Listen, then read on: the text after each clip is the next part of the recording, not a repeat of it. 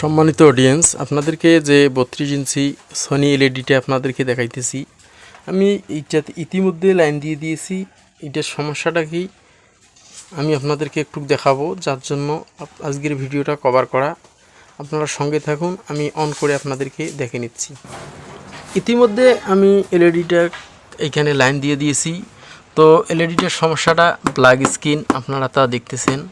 আমি আপনাদেরকে দেখাবো এই সমস্যাটা কিভাবে আপনারা রিপেয়ারিং করবেন। আপনারা যদি আমার চ্যানেলের সাবস্ক্রাইবার হয়ে থাকেন, আপনাদেরকে অসংখ্য ধন্যবাদ। আর যদি সাবস্ক্রাইবার নন, আপনাদেরকে সাবস্ক্রাইব করার জন্য আমন্ত্রণ করা হইল।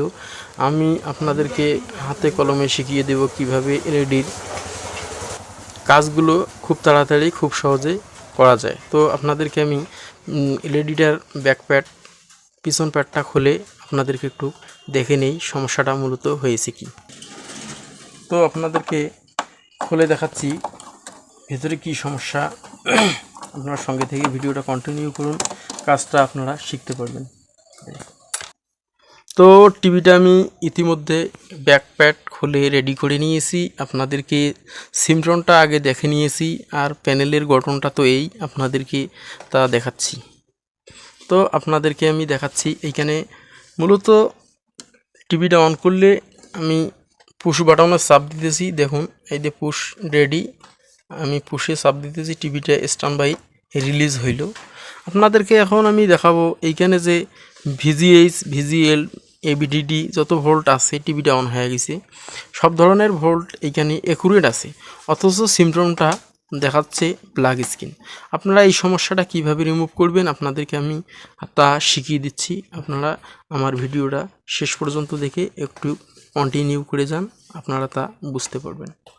সর্বপ্রথম এইখানে আমি ভিজিএল ভোল্টেজটা দেখব। ভোল্টেজটা এখানে প্রেজেন্ট আছে। তো আপনাদেরকে আমি ভিজিএল ভোল্টেজটা দেখাইলাম। এখন আমি ভিজিএইচ ভোল্টেজটা এখন ভিজিএইচ ভোল্টেজটা দেখাবো। দেখুন ভিজিএইচ ভোল্টেজটা ঠিক আছে। দেখুন ভিজিএইচ ভোল্টেজটা ঠিক আছে, যেহেতু আমি মিটারের ভোল্টেজটা 50-এর মধ্যে সিলেক্ট করে নিয়েছি, তাই ভিজিএইচ ভোল্টেজটাও ঠিক আছে। দেখুন আমি ভিডিডি ভোল্টেজটা দেখব। ভিডিডি ভোল্টেজটাও অ্যাকুরেট আছে। এখন আমি ভিসিএম ভোল্টেজটা যে আছে, এই ভোল্টেজটা দেখলাম। দেখুন এই ভোল্টেজটাও ঠিক আছে। আমি এখন দেখব এইখানে যে মেমোরি আইসিটা লাগা আছে, ছোট্ট আইসিটা, এই ছোট্ট আইসিটার 3.3 ভোল্ট ঠিক আছে কিনা।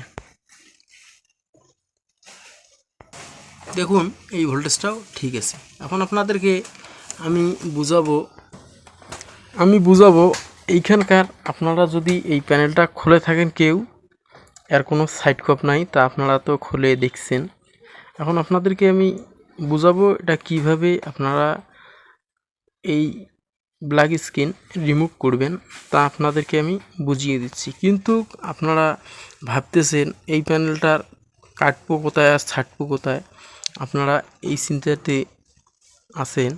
তো আপনারা না জানার কারণে এই সমস্যাটা অবশ্য আপনাদেরকে ফিল করতে হয়। তো আপনাদেরকে আমি বুঝিয়ে দিচ্ছি কোথায় কাটবেন, কোথায় ছাড়বেন। তো আপনারা সঙ্গে থাকুন, আমি আপনাদেরকে কেটে দেখাচ্ছি কোন সাইড কাটলে। এটা দুই সাইডে আছে, আপনাদেরকে প্রথম সাইড কাটি দেখাবো। যদি বাম সাইডে কাটবো, বাম সাইড যদি সমস্যা অন হয় তাইলে ভালো কথা, আর যদি সমস্যার সমাধান না হয় তো ডাইন সাইড কাটবো।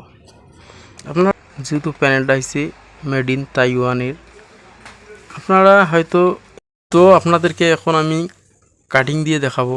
আগে আমি বাম সাইড কাটবো, কাটার পর দেখব যদি সমস্যা সমাধান না হয় ডাইন সাইড কেটে দেব। তো আপনারা সঙ্গে থাকুন, আমি কাটতেছি, আপনারা ধৈর্য সহকারে ভিডিওটা কন্টিনিউ করে যাবেন, কাজটা আপনারা বুঝতে পারবেন। এখন আমি এইখানকার যে কোম্পানি যে এটা টিপটা ব্যবহার মাঝ বরাবর, এইখানে যে টেস্ট পয়েন্টগুলো আছে, এই টেস্ট পয়েন্টগুলো কেটে দিচ্ছি। আপনারা তা দেখতেছেন আমি যে সিস্টেমে কাটতেছি, আপনারাও এই সিস্টেমে কাটবেন। কাটার পর যদি না হয় আবার এই সংযোগগুলো জোড়া দিবেন। তো আমি এইখানে কেটে নিলাম। কেটে নেওয়ার পর এইখানকার যে নিচে তাদের সংযোগ আছে ওই সংযোগটা তুলে নেব। আমি এইখানকার সংযোগগুলো কেটে নিলাম। কেটে নেওয়ার পর এইখানে যে নিচে যে সংযোগগুলো আছে আপনাদেরকে একটু চেঁচিয়ে বাইর করে দেখাচ্ছি। এই সংযোগগুলোর সাথে আপনাদেরকে সংযোগ দিয়ে দিতে হবে যদি না হয়। এই সংযোগগুলো দিয়ে গেলে আপনাদেরকে কিভাবে দিতে হবে, এই সাইডে রাং লাগিয়ে নেবেন, এই সাইডে রাং লাগিয়ে নিয়ে তার টানিয়ে দিবেন যদি না হয়। তো আমি ইতিমধ্যে এখানে কাটা শেষ করেছি, আপনারা তো দেখলেন। কেবল দুই সাইড আপনাদেরকে ফলো করতে হবে, দুই সাইডে আর এই সংযোগগুলো থাকে, আপনারা এক সাইড আগে কাটবেন। এইখানে সাইড কাটার জন্য আপনাদেরকে নিতে হবে একটা পিন, দুইটা, তিনটা, চারটা, পাঁচটা, ছয়টা, সাতটা, আটটা পিন আছে। আটটা পিনের একটা একটা করে কাটবেন, না হইলে যদি আপনাদের প্রতিটাতে শর্ট হয় তাইলে আপনাদেরকে প্রতিটাই কাটতে হবে। সর্বপ্রথম একটা কাটবেন, তারপর আর একটা কাটবেন, এইভাবে লাইন দিয়ে দিয়ে দেখবেন।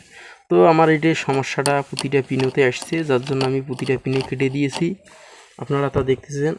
এখন আমি আপনাদেরকে টিভি অন করে দেখাবো, যদি কাজ হইলো তো ভালো কথা, না হইলে আবার এই সাইড জয়েন্ট দিয়ে ওই সাইড কাটতে হবে। তো আপনারা সঙ্গে থাকুন, আমি আপনাদেরকে চালু করে দেখাচ্ছি। ইতিমধ্যে আমি টিভিতে পাওয়ার দিয়ে দিয়েছি, এখন দেখব টিভিটা স্ট্যান্ড বাই রিলিজ করে টিভির স্ক্রিনটা আসে কি না। আপনারা সঙ্গে থেকে ভিডিওটা কন্টিনিউ করে যাবেন। যদি এ সাইডের সমস্যায় সমাধান না হয় ওই সাইডের কেটে আমি সমস্যা সমাধান করব। তো আপনারা সঙ্গে থেকে ভিডিওটা কন্টিনিউ করবেন। আমি এখানে স্ট্যান্ড বাই রিলিজ করব, স্ট্যান্ড বাই রিলিজ করছি। এখন আমি টিভির স্ক্রিনটা দেখব কি সমস্যা আসে। দেখুন মাশাআল্লাহ, আমার এখানে যে স্ক্রিনের গ্রাফিক্স চলে এসেছে, তা আপনারা দেখতেছেন। হয়তো সম্মানিত যে ভিউয়ার্স এই টিভির মালিক, উনি মেমোরি দিয়ে দেখে মেমোরির অপশান চলে এসছে। আমি HDMI এ ফেলে টিভিটা সেট করে আপনাদেরকে একটু পিকচার চালিয়ে দেখাবো, কোথাও কোনো ফ্লিজিং বা কোনো প্রকার কোনো সমস্যা আসতেছে কি না। তো আপনারা সঙ্গে থেকে ভিডিওটা কন্টিনিউ করুন, আমি আপনাদেরকে পুরো টিভিটা সেট আপ দিয়ে দেখাচ্ছি। সম্মানিত অডিয়েন্স, আমি টিভিটা ইতিমধ্যে সেট করে নিয়েছি, আপনাদেরকে আমি এখানে দেখাচ্ছি। আমার এখানকার পাওয়ার বাতি দেখুন, রেড বাতি জ্বলছে। আমি টিভিটাকে ইতিমধ্যে স্ট্যান্ড বাই রিলিজ করব। দেখুন আমি টিভিটাকে স্ট্যান্ড বাই রিলিজ করেছি, সনি লেখা চলে আসছে। আপনাদেরকে আমি পিকচার চালিয়ে দেখাবো, এইখানে পিকচার কীরকম আসে রেজুলেশন। যেহেতু সাইড কাটি ফেলেছি, আপনাদেরকে আমি আমার HDMI 1 এ লাগাছি পোর্ট, HDMI 1 সিলেক্ট করে নিলাম। HDMI 2তে আছে, আমি HDMI 1 এতে দিছি, আমি 2 প্রেস করলাম। এখন দেখা যাক চ্যানেল আসে কি না। এখনও কোনো প্রকার কোনো চ্যানেল আসে নাই, HDMI তারটা সম্ভবত সমস্যা আছে। দেখুন পিকচার চলে এসেছি। আমি এইখানে বেশিক্ষণ আপনাদেরকে চ্যানেল দেখাইতে পারবো না। তো ভালো থাকবেন, সুস্থ থাকবেন, আল্লাহ হাফেজ। আপনাদেরকে একটা কথা বলে রাখি, যদি আমার চ্যানেলে নতুন হয়ে থাকেন অবশ্যই চ্যানেলটা সাবস্ক্রাইব করে পাশে থাকবেন। যে কোনো টিভি সার্ভিসিং বিষয়ে আপনাদের আমার চ্যানেলের হাত ধরে আপনারা কাজগুলো বুঝবেন এবং শিখবেন। তো ভালো থাকবেন, সুস্থ থাকবেন, আল্লাহ হাফেজ।